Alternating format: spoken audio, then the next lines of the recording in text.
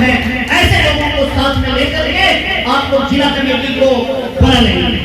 सम्मानित साथियों, अभी एक बात पूरे देश में अभी एक खबर 3-4 दिन से बड़ी तेज चल रही है। कौन सी खबर चल रही है? तो देश के प्रधानमंत्री ने एक संसद बनाया है, उसका उद्घाटन किया है। हमारी बहन जी ने ट्वीट किया है। बहन जी को झूठ बोलती नहीं है, बहन जी के शब्द कभी तितर-बितर होते नहीं हैं, और यहाँ तक कि बहन जी साहित्य रूप में उसे लिख करके तब बोलती है। बहन जी का एक शब्द, एक भी लाइन उस पे कोई डिबेट करे, इसके लिए बहन जी पूरा मौका देती है। इसीलिए तो लिख करके बोलती है, क्योंकि मुंह से निकली हुई बात गोली की भाग निकल जाती है, कहाँ वार करेंगे पता नहीं चलता है।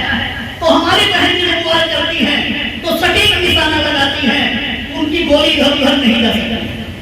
साथियों, चूंकि बहन की बात में कभी हेरा-फेरी नहीं करती है, बहन जी तार्किक बात करती है, बहन जी देश के संविधान की बात करती है, तो बहन जी ने उसमें नया संविधान देश का बन गया। तो भाई जब संविधान पार्लियामेंट बन गया, संसद भवन बन गया, तो बनाने वाले को बहन जी ने बधाई दी। अब जो बनाया उसी को बधाई मिलती है, दूसरे को तो बनती नहीं। ये सीधी सादी बात है। बहन जी ने कहा कि जिसने बनाया है वो खुद उद्घाटन करे, या राष्ट्रपति से करवावे, या वो गृह मंत्री से करवावे, और नहीं उसका कोई और मंत्री हो वो करे।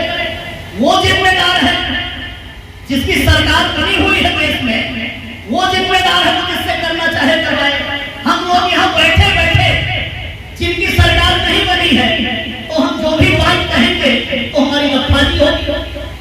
तो खैर बहन जी ने वो बात कही, तो तमाम साथियों ने, हमारे जिम्मेदार काम से के साथियों ने मुझे भी फोन किया और कहा कि साहब जो वो बैरियर पर खड़े थे कि उधर जाए कि बीएसपी की ओर जाए, वो बड़े कंफ्यूज है। वो बड़े कंफ्यूज है कि बहन जी ने बीजेपी को समर्थन कर दिया है। मैं एक सवाल आप सम्मानित साथियों से मैं डिस्कस करना चाहूंगा कि बीजेपी हिंदुत्व के भारतीय जनता पार्टी हुकूमत स्थापित की, गोधन खंड भूलना नहीं चाहिए। देश में आज जो बेरोजगारी है, जो लाचारी है, जो दुर्दशा है, आज थोड़े से पूंजीपति लोग सारा धन, देश का सारा माल उनके पाले में है। पूंजीपति विजय माल्या सारा धन लेकर भाग जाते हैं, तो कोई और भाग जाते हैं। तो भारतीय जनता पार्टी ने ये जो करके सरकार बनाया है और वो अपनी सरकार चला रहे हैं। बहुजन समाज पार्टी 1984 में बनाई गई, तो चाहे केंद्र में कांग्रेस पार्टी रही हो और चाहे आज केंद्र में भारतीय जनता पार्टी रही हो, हमारे लोग जो भाषण देते हैं, हम लोग जो भाषण देते हैं, हम जो कैडर कैंप चलाते हैं, हमारा कैडर कैंप, हमारा भाषण, हमारी पार्टी का नियम कानून, हमारा संविधान, वो क्या कांग्रेस और बीजेपी को फॉलो करता है कि कांग्रेस और बीजेपी का विरोध करता है? क्या हम लोग उनके धार्मिक अनुमान के चक्कर में हमारे मिशनरी कार्यकर्ता फंसते हैं? क्या उनके हिंदू हिंदू मुसलमान मुसलमान के नाम पर बहुजन समाज पार्टी के कार्यकर्ता आपस में बंटवारा करते हैं? क्या वो मारकाट करते हैं? सम्मानित साथियों, साफ तौर पर मैं कहना चाहता हूँ कि अगर इस देश में भारतीय जनता पार्टी का और कांग्रेस का कोई पॉलिटिकल पार्टी विरोध करती है और विरोध करके देश में राजनीति करना चाहती है, राजनीति कर रही है, तो मात्र बहुजन समाज पार्टी है, अन्य कोई पार्टी नहीं है। लेकिन अब वो साथी लोग उधर बीजेपी की तरफ निशाना नहीं साध रहे हैं, कह रहे नहीं बहन जी की ओर निशाना साध रहे हैं कि नहीं बहन जी तो बीजेपी को समर्थन कर रही है। अरे भाई, बीजेपी को समर्थन तो वो करेगा ना जो उनके वर्णवाद जातिवाद के चक्कर में फंसेगा। बीजेपी का समर्थन तो वो करेगा ना जो हिंदू और मुसलमान के नाम पर देश का बंटवारा करेगा। बीजेपी का समर्थन तो वो करेगा ना जो दलितों की पीड़ित करेगा, जो हत्याएं करेगा। सम्मानित साथियों, इसलिए मेरा आपसे कहना है कि कतई कहीं फंसने की जरूरत नहीं है, कहीं कंफ्यूज होने की जरूरत नहीं है। हमारी नेता, हमारी बहन जी सीधे साधे शब्दों में बात करती है। बहन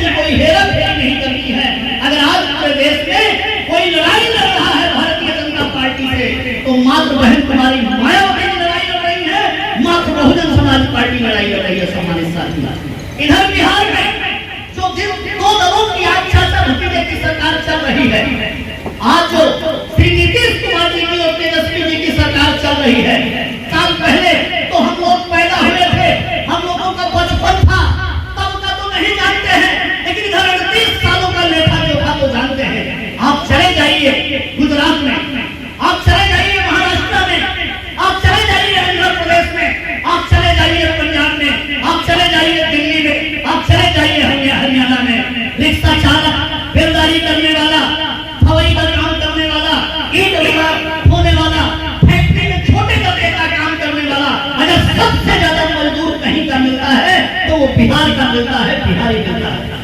ये 38 वर्षों में बिहार के लोगों को पलायन करने के लिए मजबूर किसने किया है? सम्मानित साथियों, जिनकी सरकार रही है वो जिम्मेदार है कि दूसरे लोग जिम्मेदार हैं, ये समझने की बात है। जिनकी सरकारें नहीं है, इन 38 वर्षों तक उनकी जिम्मेदारी देंगे आप या किसी तीसरे की जिम्मेदारी आप लोग दे देंगे? सम्मानित साथियों, ये जो बेरोजगारी गांव के गांव खाली है, गांव के गांव का सर्वेक्षण करेंगे देखेंगे तो गांव के गांव खाली है, या तो बूढ़े बचे हैं या तो औरतें बची हुई हैं, और या तो जो लोग पटवारी लेखपाल मास्टर हैं वो बचे हुए हैं, बाकी सारा नौजवान गांव का गांव गायब है।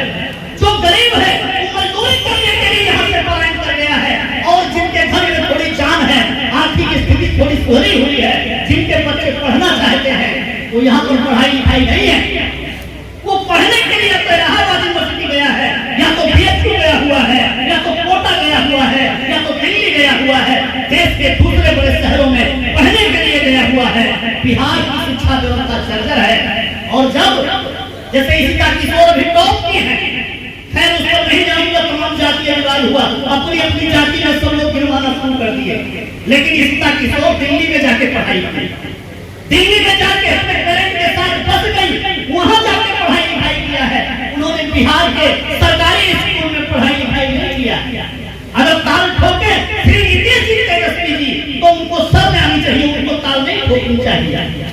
सम्मानित साथियों, तो बाहर के प्रदेशों में, बाहर के शहरों में जाकर लोग पढ़ाई लिखाई करते हैं, बिहार में कोई विशेष शिक्षा व्यवस्था नहीं है, और शिक्षा व्यवस्था अगर है तो वो खिचड़ी मिलती होगी, दोपहर में सरकारी स्कूल होंगे, उसमें कौन पढ़ता है? कोई मास्टर, अरे विकास मित्र, शिक्षा मित्र भी नहीं बेचारा पढ़ाना चाहता है, लेकिन मजबूर है। बिहार में संविदा कर्मी के नाम पर, ठेके के नाम पर, आउटसोर्सिंग के नाम पर तमाम कर्मचारी बहाल किए गए हैं बिहार में, किसान सलाहकार बहाल किए गए हैं। आप के भगवा में रहते हो तो आप जाकर चर्चा करना मेरी बात पर कि प्रभारी जी आए थे, ये बात कहकर गए थे, आपकी हालात क्या है? विकास मित्र लोगों से चर्चा कीजिए, टोला सेवक लोगों से चर्चा कीजिए, इंदिरा आवास सहायक है उनसे चर्चा कीजिए, ये जो आशा ममता हमारी बहनें हैं इनसे चर्चा कीजिए, रसोइया नियुक्त किए गए हैं उनसे चर्चा कीजिए, हेल्थ विभाग का वार्ड बॉय होते हैं उनसे जाकर के चर्चा कीजिए। सम्मानित साथियों, नगर निगम के जो कर्मी हैं उनसे जाकर चर्चा कीजिए। अरे कम नहीं, 6,000, 7,000, 8,000, 12,000, 15,000, 15,000 से कम के वेतन पर ठेकेदारी का ला करके, आउटसोर्सिंग ला करके, संविदा पे ला करके बिहार के लोगों को गुलाम बनाया हुआ है। एक मिस्त्री जो मकान बनाता है दिहाड़ी 700 रुपया लेता होगा, इससे कम तो नहीं, अगर 500 रुपया लेता होगा। अगर 500 रुपए की दिहाड़ी करता होगा तो महीने भर में जब 30 दिन काम करेगा तो उसका 15,000 हो जाएगा। लेकिन हम बिहार में जो शिक्षा मित्र है उसका वेतन कम है और मजदूरी का वेतन ज्यादा है। तो सम्मानित साथियों, इन 38 वर्षों में यह बिहार की दशा है कि बिहार में बेरोजगारी है, बिहार में शिक्षा व्यवस्था ध्वस्त है। सम्मानित साथियों, बिहार में और तमाम घरों पर आंदोलन चलाया जाता है, सरकारी जमीन खाली करवाने के नाम पर 45 साल से 50 साल से एक चैनपुर के उधरहाटा की लोग लेकर के अरुण कुमार जी और हमारे साथी लोग गए थे, हमने देखा था कैसे घरों को गिरा दिया गया है। अरे 50 साल तक जानते हैं काला किराया कानून क्या था? अगर 14 वर्ष तक किराए पर अपना मकान दे देते हैं और उसकी रसीद और पर्ची काटते हैं तो किराएदार को मकान से बाहर नहीं कर सकते। ये कैसी